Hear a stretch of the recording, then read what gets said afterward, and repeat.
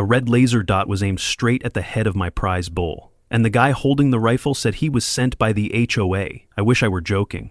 One minute I'm raising heritage livestock, the next I'm in a standoff over property values with a woman who thinks she runs the government. She called my bulls a public hazard. I call them living history, backed by federal law. What started as a zoning complaint turned into something way darker and dumber than anyone expected. Trust me, you're going to want to hear this. Drop a comment below with where you're watching from and whether your HOA's ever tried anything this insane.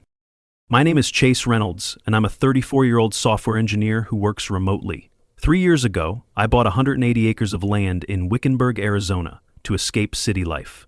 This isn't just any ranch, though. I invested my entire life savings into raising 15 Texas Longhorn heritage bulls, the rarest breed in America, with only 300 animals existing nationwide. Each bull is worth $50,000 and comes with official government certification. These aren't regular cattle, they're living pieces of American history, protected by federal law like endangered species. I still remember the first time I saw a real longhorn when I was just 10 years old, visiting a cattle ranch in Texas with my father. He didn't say much, just stood quietly for a while and then told me, "This is the real America, son, not the stuff you see on television." My father wasn't wealthy, and he wasn't a rancher either. He was just a veteran who'd lost friends overseas, so anything that remained from the old America, he treasured it like gold. Dad never got rich, never owned much, but he understood that some things are worth more than money. When he passed away 5 years ago, I promised myself I'd find a way to preserve something meaningful, something that represented the America he'd fought to protect. That's how I ended up here, in Arizona, raising heritage bulls that most people don't even know exist.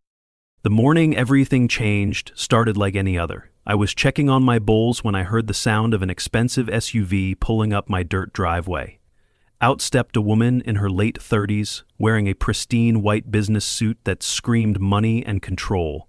She had perfectly styled blonde hair, designer sunglasses, and white gloves, like she was attending some fancy garden party instead of visiting a working ranch. The moment she stepped out of her vehicle, she wrinkled her nose at the smell of cattle and immediately reached for a bottle of perfume from her purse. "I'm Sandra Whitfield, chairwoman of the Desert Oaks HOA," she announced, spraying perfume into the air around her like she was trying to create a protective bubble. "You need to move these animals somewhere else." The way she said animals made it sound like I was harboring diseased rats instead of prize-winning heritage livestock. I watched as she backed away from the fence, her designer heels sinking slightly into the dirt, which only made her more irritated.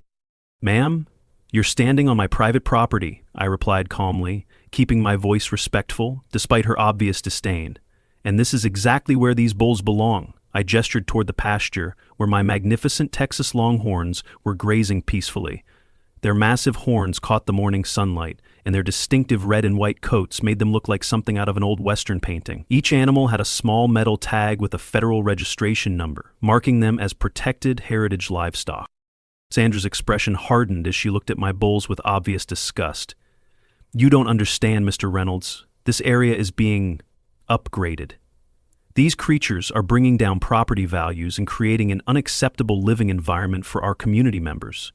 She pulled out her phone and started taking pictures of my cattle and the surrounding area, muttering something about documentation for her HOA board. "These bulls are Texas Longhorn heritage animals," I explained, trying to keep the conversation civil. "They're protected by federal law and registered with the government. This ranch is their legal habitat, and I have every right to raise them here." I pointed to the certification plaques I'd mounted on each pen showing the official federal heritage designation for each animal. Sandra barely glanced at the documentation before dismissing it with a wave of her gloved hand. "I don't care what paperwork you think you have, Mr. Reynolds. Rules are rules, and in this community, I make the rules."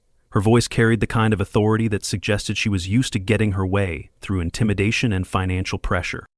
As she walked back toward her SUV, Sandra turned around one final time with a cold smile that made my blood run cold. "You'll change your mind, Chase. I always get what I want, one way or another." The way she said it wasn't just a prediction, it was a threat. I watched her drive away in a cloud of dust, leaving behind the lingering scent of expensive perfume mixed with the honest smell of cattle and hay.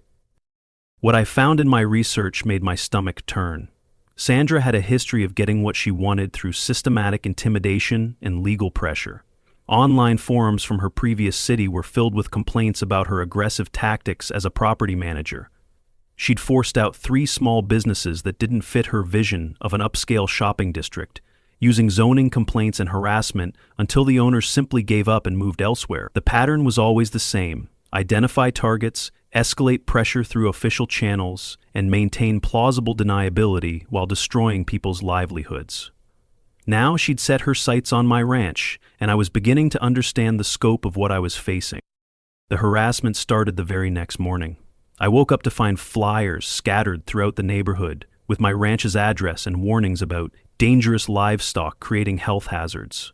The flyers claimed my bulls were diseased animals, threatening community safety, and urged residents to contact local health authorities immediately.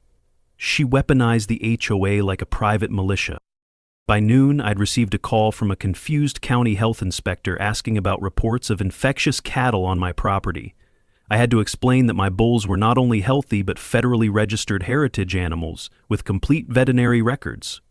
The inspector apologized for the false report, but I could tell Sandra's lies were already causing problems for local authorities who had to waste time investigating baseless claims.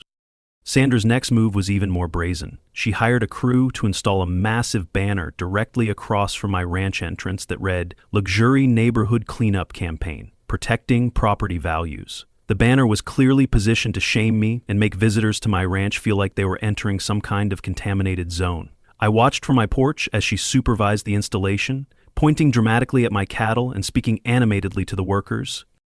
I decided it was time to fight back with some truth. I drove to town and had my own sign made. Public property, heritage, livestock, protected by federal law. I mounted it prominently at my entrance and added security cameras around the perimeter of my property. Then, just for good measure, I set up a small public address system and made an announcement that could be heard across the neighborhood. This is cattle country, folks, not a spa.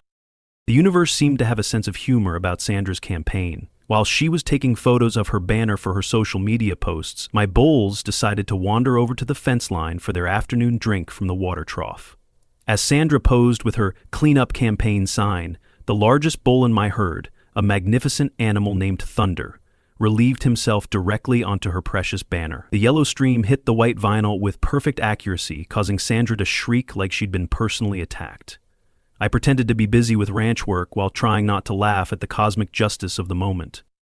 An old man from the neighborhood, probably in his 70s, walked over to my fence while I was mounting my protection signs. "I once drove across 3 states just to see this breed in person," he told me quietly. "Kids these days think hamburger comes from the grocery store. Don't let them erase history." His words reminded me why this fight mattered beyond just my property rights. These bulls represented something that couldn't be replaced once it was gone, something that connected us to the America my father had fought to preserve. The next morning, I woke up to find a hand-painted sign leaning against my gate. "We stand with the bulls." 4 more popped up along the road by noon. An old veteran even dropped off 2 bales of hay and said, "Consider this my war bond." The fight wasn't just mine anymore. Word was spreading through the community that this wasn't about property values or neighborhood aesthetics. This was about preserving something authentic in a world increasingly dominated by corporate sanitization and HOA control. That evening, I did some serious research into Sandra's background and discovered a disturbing pattern. She'd successfully forced out a family chicken farm on the other side of town just 6 months earlier using similar tactics. The family had eventually sold their property to a development company at a fraction of its value after months of harassment and false complaints. I realized Sandra wasn't just a difficult neighbor. She was running a systematic operation to eliminate any properties that didn't fit her vision of a luxury community. My phone rang around 8 p.m. with Sandra's voice on the other end, dripping with fake sweetness. "Chase, honey, I hope you understand that little sign of yours won't save you from reality. I have other methods at my disposal and I'm prepared to use them." The line went dead before I could respond, leaving me with the clear understanding that this was far from over. The elderly neighbor's words kept echoing in my mind as I worked late into the night organizing my defense strategy. He was right. Too many people had forgotten where their food actually came from. forgotten the hard work and tradition that built this country. Sandra represented a new kind of colonialism, where wealthy outsiders moved into rural communities and tried to remake them according to urban sensibilities. She wanted to turn Wickenburg into some sanitized version of country life, complete with manicured lawns and HOA-approved decorations, but without any of the actual agriculture that made it authentic. My bulls weren't just livestock to me. They were the last living connection to the days when Texas meant something more than oil and subdivisions. The harassment started the very next morning. I woke up to find flyers scattered throughout the neighborhood with my ranch's address and warnings about dangerous livestock creating health hazards. The flyers claimed my bulls were diseased animals threatening community safety and urged residents to contact local health authorities immediately. She weaponized the HOA like a private militia. By noon, I had received a call from a confused county health inspector asking about reports of infectious cattle on my property. I had to explain that my bulls were not only healthy but federally registered heritage animals with complete veterinary records. The inspector apologized for the false report, but I could tell Sandra's lies were already causing problems for local authorities, who had to waste time investigating baseless claims. Sandra's next move was even more brazen. She hired a crew to install a massive banner directly across from my ranch entrance that read, "Luxury Neighborhood Cleanup Campaign Protecting Property Values." The banner was clearly positioned to shame me and make visitors to my ranch feel like they were entering some kind of contaminated zone. I watched from my porch as she supervised the installation, pointing dramatically at my cattle and speaking animatedly to the workers. I decided it was time to fight back with some truth. I drove to town and had my own sign made. Power Mill Property, Heritage, Livestock protected by federal law. I mounted it prominently at my entrance and added security cameras around the perimeter of my property. Then, just for good measure, I set up a small public address system and made an announcement that could be heard across the neighborhood. This is cattle country, folks, not a spa. The universe seemed to have a sense of humor about Sandra's campaign. While she was taking photos of her banner for her social media posts, my bulls decided to wander over to the fence line for their afternoon drink from the water trough. As Sandra posed with her cleanup campaign sign, the largest bull in my herd, a magnificent animal named Thunder, the yellow stream hit the white vinyl with perfect accuracy, causing Sandra to shriek like she'd been personally attacked. I pretended to be busy with ranch work while trying not to laugh at the cosmic justice of the moment. An old man from the neighborhood, probably in his 70s, walked over to my fence while I was mounting my protection signs. "I once drove across 3 states just to see this breed in person," he told me quietly. "Kids these days think hamburger comes from the grocery store. Don't let them erase history." His words reminded me why this fight mattered, beyond just my property rights. These bulls represented something that couldn't be replaced once it was gone, something that connected us to the America my father had fought to preserve. The next morning, I woke up to find a hand-painted sign leaning against my gate. "We stand with the bulls." 4 more popped up along the road by noon. An old veteran even dropped off 2 bales of hay and said, "Consider this my war bond." The fight wasn't just mine anymore. Word was spreading through the community that this wasn't about property values or neighborhood aesthetics. This was about preserving something authentic in a world increasingly dominated by corporate sanitization and HOA control. That evening, I did some serious research into Sandra's background and discovered a disturbing pattern. She'd successfully forced out a family chicken farm on the other side of town just 6 months earlier, using similar tactics. The family had eventually sold their property to a development company at a fraction of its value, after months of harassment and false complaints. I realized Sandra wasn't just a difficult neighbor. She was running a systematic operation to eliminate any properties that didn't fit her vision of a luxury community. My phone rang around 8 p.m. with Sandra's voice on the other end, dripping with fake sweetness. "Chase, honey, I hope you understand that little sign of yours won't save you from reality. I have other methods at my disposal, and I'm prepared to use them." The line went dead before I could respond, leaving me with the clear understanding that this was far from over. The elderly neighbor's words kept echoing in my mind as I worked late into the night organizing my defense strategy. He was right. Too many people had forgotten where their food actually came from, forgotten the hard work and tradition that built this country. Sandra represented a new kind of colonialism, where wealthy outsiders moved into rural communities and tried to remake them according to urban sensibilities. She wanted to turn Wickenburg into some sanitized version of country life, complete with manicured lawns and HOA-approved decorations, but without any of the actual agriculture that made it authentic. My bulls weren't just livestock to me, they were the last living connection to the days when Texas meant something more than oil and subdivision. Sandra had transformed the community center into something resembling a courtroom, complete with a raised platform for herself and professional quality presentation equipment. She'd invited not only HOA members, but also residents from neighboring developments, local business owners, and anyone else she could convince to attend her emergency community safety forum. The crowd of about 60 people filled most of the available seating, and I could see Sandra had done her homework in terms of building support for her position. Her slideshow was a fear campaign. Manure photos, phony graphs, dramatic fonts. I've seen war propaganda with more subtlety.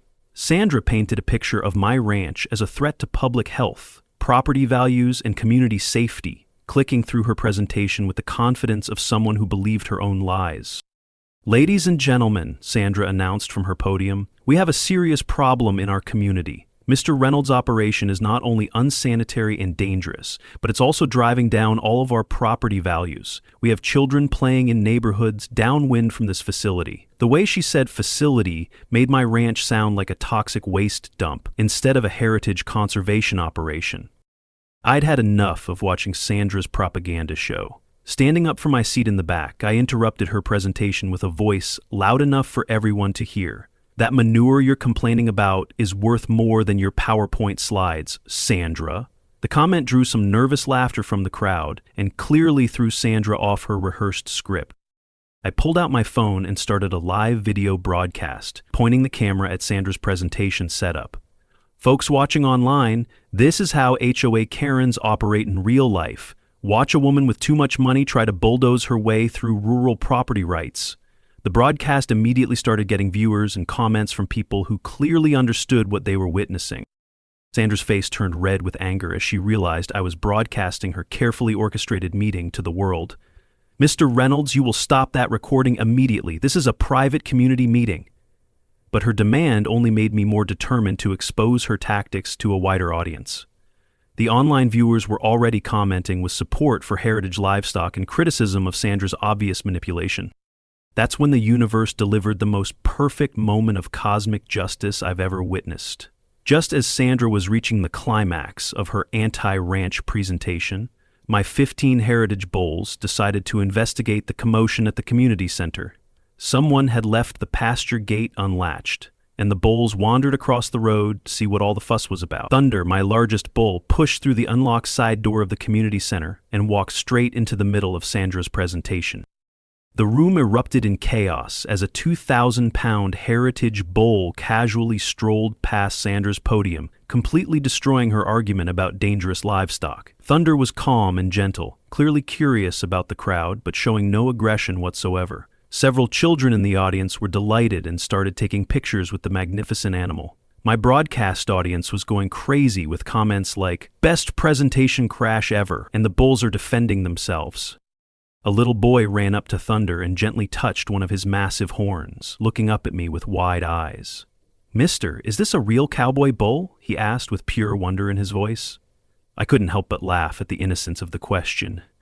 "He's America, kiddo. Survived 2 world wars, the Great Depression, and now he's being threatened with death because somebody's afraid of getting dirt on her dress." The boy nodded solemnly, as if he understood exactly what I meant, and several adults nearby started chuckling at my response. The moment reminded me of something my father used to say about children being able to see truth that adults had forgotten. This little boy instinctively understood that Thunder was special, something worth protecting and celebrating. He didn't see a dirty animal that lowered property values. He saw a magnificent creature that belonged in storybooks and legends. Sandra's whole argument about community standards fell apart when faced with a child's natural wonder and respect for these majestic animals. The kid had more sense in his little finger than Sandra had in her entire HOA-obsessed brain. Watching him fearlessly approach Thunder, while Sandra cowered behind her podium, said everything about who really understood the value of heritage and tradition in this confrontation. Sandra's carefully planned tribunal had turned into a public relations disaster for her cause. As I helped guide Thunder and the other bulls back to their pasture, several community members approached me with genuine interest in learning about heritage livestock conservation. The broadcast had attracted hundreds of viewers who were now sharing the video and commenting on the obvious absurdity of Sandra's crusade against my reign. Red-faced and clearly defeated, Sandra grabbed her microphone one final time and delivered what sounded more like a declaration of war than a community announcement. "This is completely unacceptable. From Monday forward, I will be hiring professional specialists to handle this situation once and for all." The way she said specialists sent a chill down my spine and made me realize Sandra was planning something far more serious than harassment campaigns. The crowd was murmuring among themselves as Sandra stormed out of the community center, her perfect composure finally cracking under the pressure of public humiliation. Several residents approached me after she'd left, expressing genuine interest in learning about heritage livestock and apologizing for being misled by Sandra's propaganda campaign. The broadcast had attracted over 500 viewers who were sharing the video and commenting on Sandra's obvious manipulation tactics. But despite this victory, I couldn't shake the feeling that Sandra's threat about specialists meant she was escalating to dangerous new levels. I spent the rest of the evening researching what kind of professionals someone like Sandra might hire to solve her livestock problem. 3 days after the disastrous community meeting, I noticed a large pickup truck with Montana license plates parked at the local diner where Sandra often held her unofficial HOA meetings. Through the window, I could see her deep in conversation with a large, weathered man wearing hunting gear and a serious expression. Something about their interaction made me nervous enough to drive home immediately and check my security camera. That afternoon, my security system alerted me to movement in the north pasture. When I checked the monitor, I saw that several of my cameras had been deliberately disabled or repositioned to create blind spots around the main cattle area. Someone with technical knowledge had systematically compromised my surveillance system, which meant this wasn't random vandalism, but a coordinated attack on my ranch's security. The next morning brought Brett Hawkins to my front gate. He was a professional hunter from Montana, carrying official-looking paperwork and wearing the confident demeanor of someone who believed he was conducting legitimate business. "Mr. Reynolds, I'm here to handle your wildlife situation. Ms. Whitfield has provided me with all the necessary authorization and site maps for the removal operation." "What wildlife situation?" I asked, genuinely confused by his presence and his mention of removal operations. Brett showed me a folder containing what appeared to be official permits and authorization documents for hazardous wildlife removal on my property.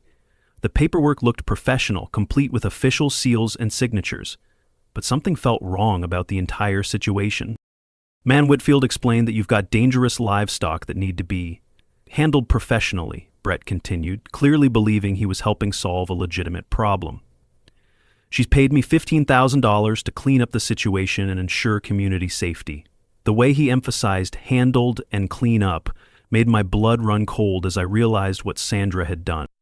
I tried explaining to Brett that my bulls were federally protected heritage animals, not dangerous wildlife, but he seemed convinced that I was simply trying to interfere with authorized work. Sandra had clearly provided him with convincing documentation and a compelling story about uncontrolled, dangerous animals threatening the community.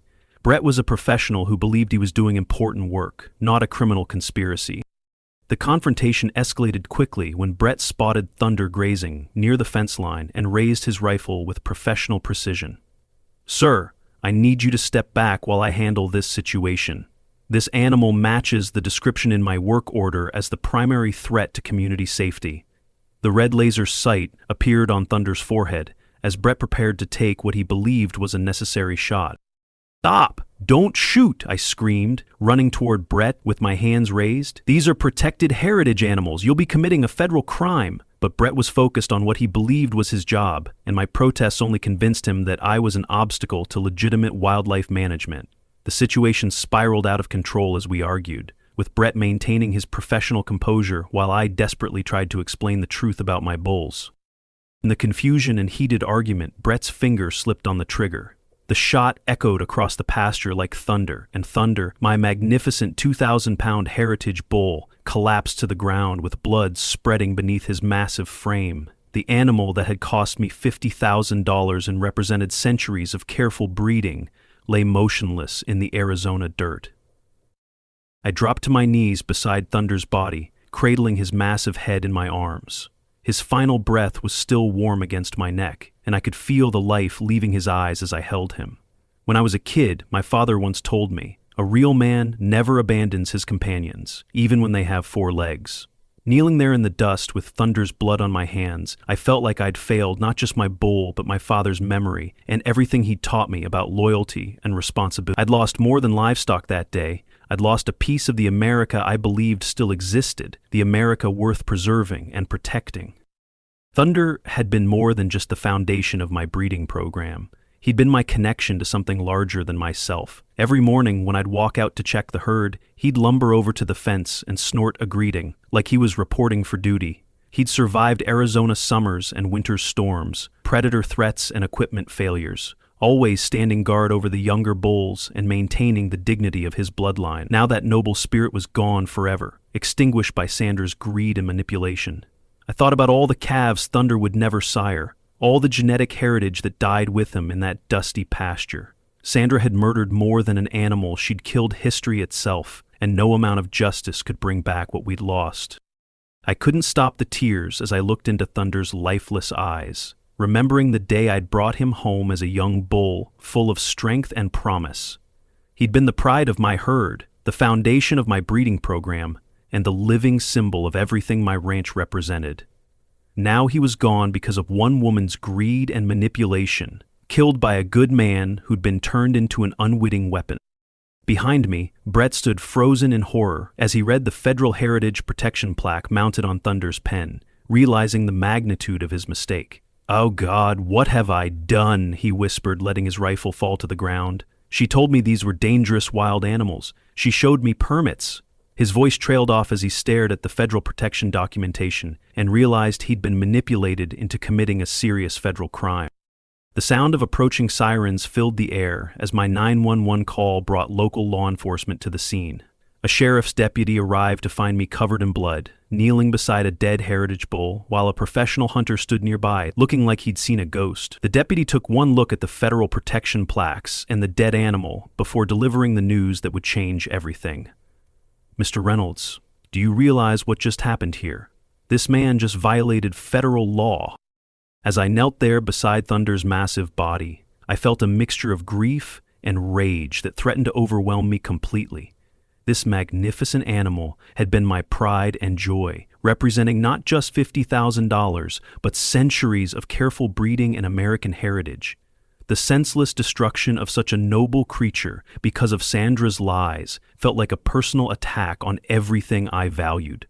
But as the deputy began explaining the serious federal charges that Brett was now facing, I realized that Sandra's scheme had finally gone too far. She'd crossed a line that would expose her to criminal prosecution and give me the ammunition I needed to destroy her completely.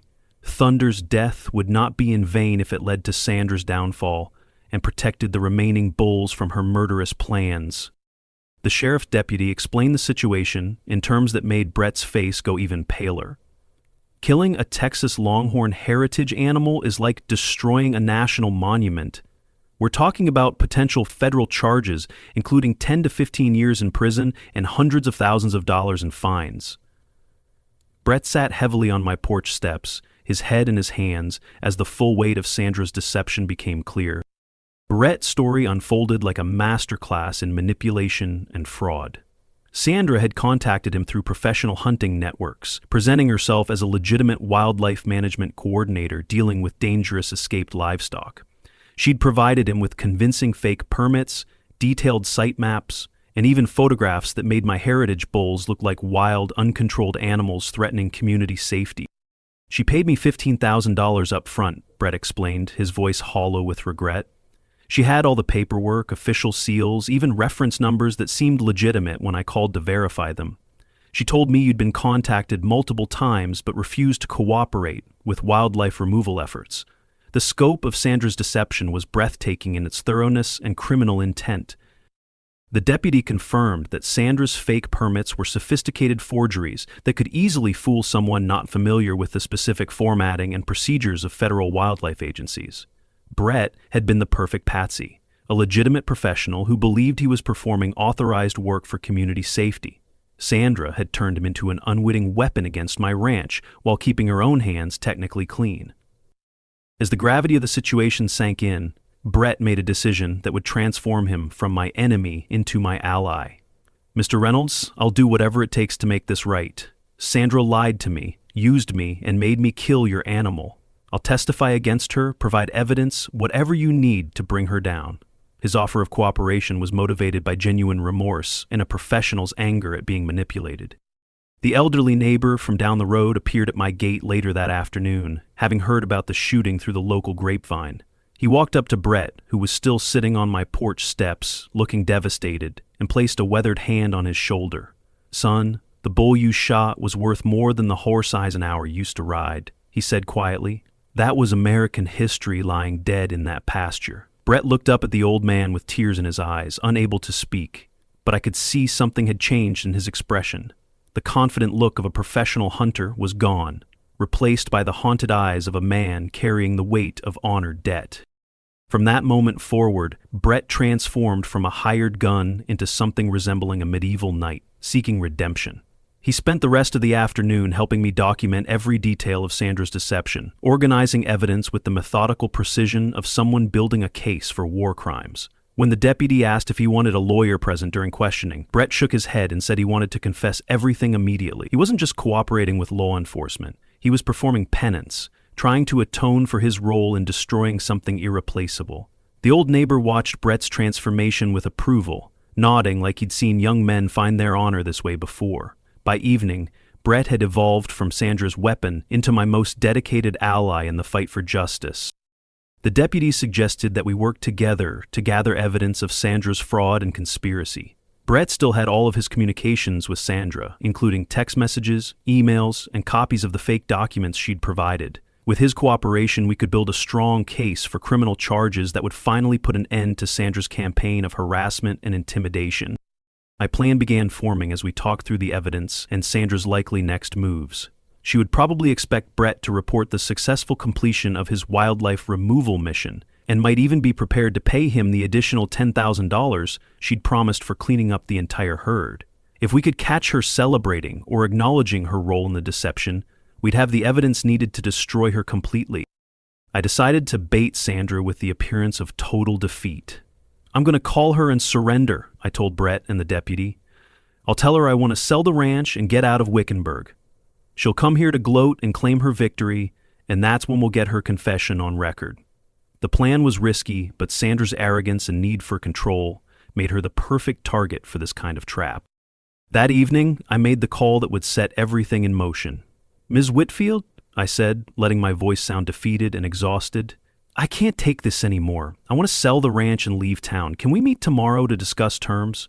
Sandra's response was exactly what I'd expected. Pure triumph, with just enough fake sympathy to maintain her facade. "Oh, Chase, I'm so sorry it came to this," Sandra purred over the phone, her voice dripping with false concern. "But I think you're making the smart choice. I'll come by tomorrow afternoon with a purchase offer that I think you'll find very attractive." The way she said attractive made it clear she planned to buy my property for a fraction of its value, completing her scheme to clear the area for resort development. The plan was elegant in its simplicity but required perfect execution to succeed. We positioned multiple backup recording devices around my porch area where the meeting would take place, ensuring that technical failure couldn't sabotage our evidence collection. Brett tested his professional audio equipment and confirmed that it could capture clear recordings from his concealed position in the brush line. I set up my phone to broadcast the conversation, knowing that real-time witnesses would make it impossible for Sandra to claim the recording had been fabricated. We even planned contingencies in case Sandra became suspicious or tried to leave early. By morning, we would be ready to spring the trap that would end Sandra's reign of terror once and for all. Sandra arrived at my ranch the next afternoon, driving her pristine white SUV and wearing the expression of someone who'd just won the lottery. She carried a leather portfolio filled with purchase documents and legal papers, clearly expecting to complete the acquisition of my property at a bargain price. Her confidence was absolute as she stepped out of her vehicle, not even bothering to spray perfume this time, since she believed her victory was assured. "Chase, darling," she began with fake sympathy, "I know this has been difficult for you, but you're making the right decision. Sometimes we have to accept that we're not suited for certain communities." She opened her portfolio and spread several documents across my porch table, including a purchase offer for my 180-acre ranch at less than half its market value. Brett was hidden in the brush line about 50 yards away with professional audio recording equipment, while I had my phone set to broadcast our conversation to an audience that was growing by the minute. Sandra was so focused on her triumph that she failed to notice the small red recording light on my device, or the way I was positioning myself to ensure optimal audio quality. "I have to ask, Sandra," I said, maintaining my defeated tone while steering the conversation toward the evidence I needed. "What exactly happened with that hunter situation yesterday?" Brett seemed to think he had official authorization to remove my cattle. Sandra's eyes lit up with pride as she prepared to explain her masterful manipulation of the situation. "Oh, that," Sandra laughed with genuine amusement. "I hired him to clean up those disgusting animals of yours. I gave him perfectly legitimate-looking permits and authorization documents. The man never suspected he was doing anything other than proper wildlife management.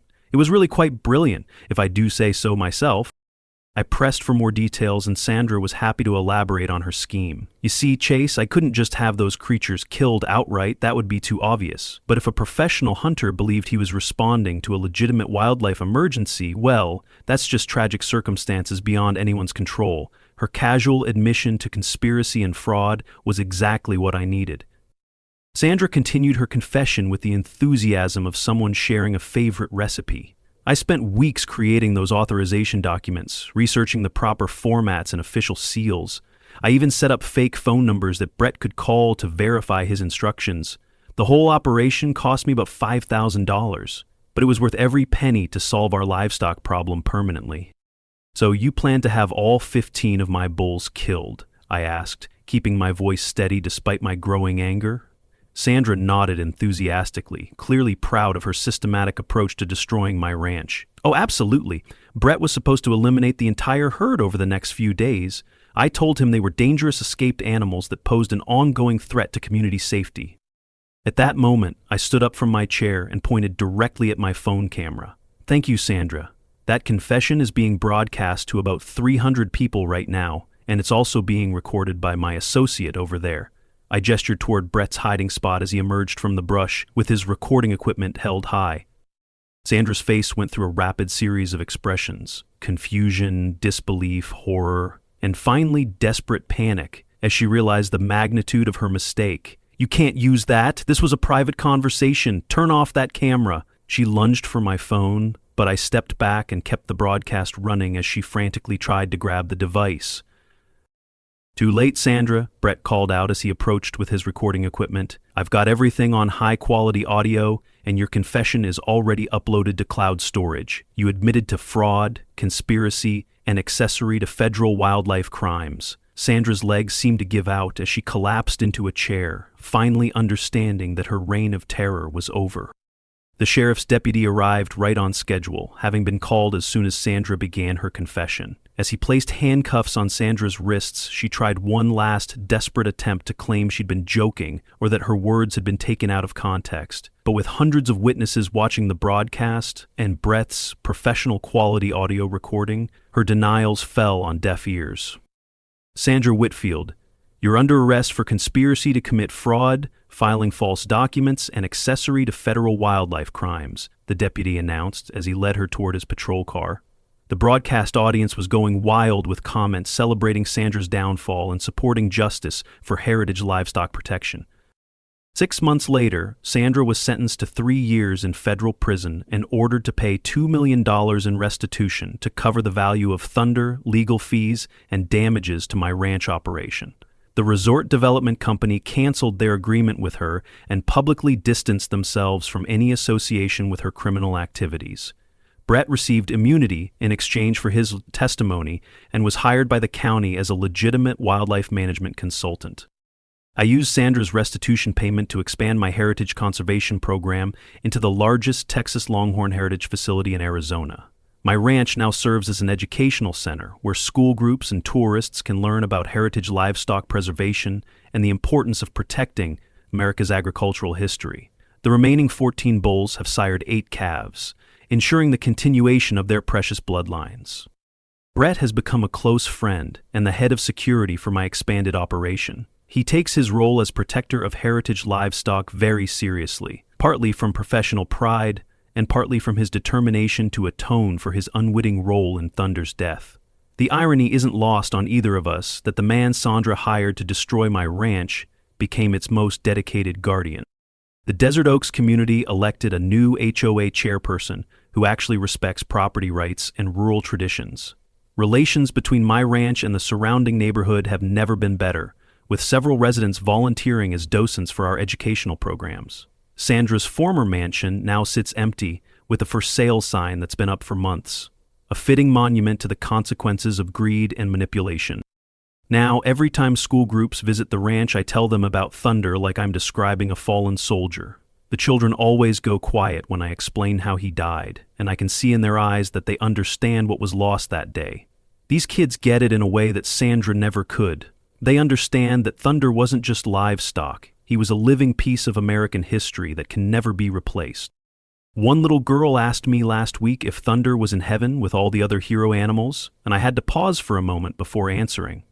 "Sweetheart," I told her, "Thunder's not gone as long as we remember what he stood for. Every time you see his children and grandchildren grazing in these pastures, every time you tell someone about heritage livestock, Thunder's spirit keeps living." The teachers always get misty-eyed during these conversations, and I've noticed that many of them bring their own families back for weekend visits. They understand that we're not just running a ranch here, we're preserving something sacred, something that connects modern children to the frontier spirit that built this nation. Sandra once thought this was just empty land and dirty cattle, but she never understood what she was really attacking. She wasn't just trying to destroy my ranch, she was trying to erase memory itself, to bulldoze freedom and tradition in favor of manicured lawns and HOA-approved mediocrity. But Thunder's sacrifice proved that some things are stronger than money and manipulation. The blood of America still flows through these pastures, and no amount of wealth or political pressure can change that fundamental truth. The transformation of my ranch from a simple cattle operation into a nationally recognized heritage conservation center has exceeded my wildest dreams. We now host over 10,000 visitors annually, including school groups, university researchers, and international delegations studying American livestock preservation techniques. The educational programs we've developed have become models for heritage conservation efforts across the country. Most importantly, Thunder's bloodline lives on through his offspring, ensuring that his genetic contribution to the Texas Longhorn heritage breed will continue for generations. Sandra's attempt to destroy my ranch ultimately led to its greatest success, proving that sometimes our enemies inadvertently become the architects of our triumph. Don't ever mess with someone who loves their livestock, especially when those animals have the U.S. government as their bodyguard. And remember, in the age of social media and online broadcasting, the truth always finds a way to speak up. Sandra Whitfield learned that lesson the hard way, from behind federal prison bars where she belongs. From all of us here at QA Stories, thank you for watching. Smash that like button, drop a comment, and join us again for more unbelievable stories.